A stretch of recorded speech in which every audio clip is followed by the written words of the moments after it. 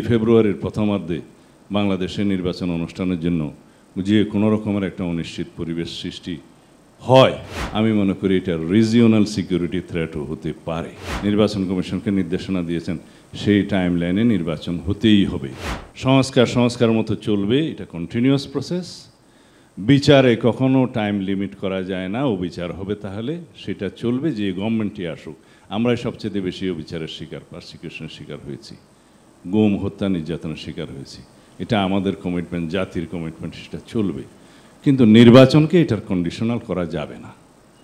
আর যদি ফেব্রুয়ারির প্রথমার্ধে বাংলাদেশে নির্বাচন অনুষ্ঠানের জন্য যে কোনো রকমের একটা অনিশ্চিত পরিবেশ সৃষ্টি হয়, সেটা ফেসিবাদ চেষ্টা করছে। যদি আমরা এরকম কোনো কর্মকাণ্ড করি যে ফেসিবাদী শক্তি সুযোগ পাবে, আশকারা পাবে, সেটা আমাদের জাতীয় জীবনের জন্য, অনেকে বলছে যে এটা ন্যাশনাল সিকিউরিটি থ্রেট হবে, আমি মনে করি এটা রিজিওনাল সিকিউরিটি থ্রেটও হতে পারে। এখানে দুইটা রিজিওনাল শক্তি, একটা বিশ্ব শক্তি ইনভলভ হয়ে যাবে। আমরা বাংলাদেশকে সেই জায়গায় নিয়ে যেতে চাই না।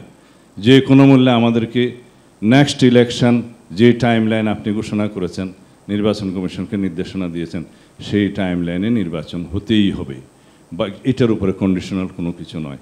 তা আমরা আশা করি জাতীয় ঐকমত্য কমিশনের আরও চেষ্টার মধ্য দিয়ে, মাননীয় প্রধান উপদেষ্টা আপনার ব্যক্তিগত উদ্যোগের মধ্য দিয়ে এটার সমাধান হবে, এই বিশ্বাস আমার আছে।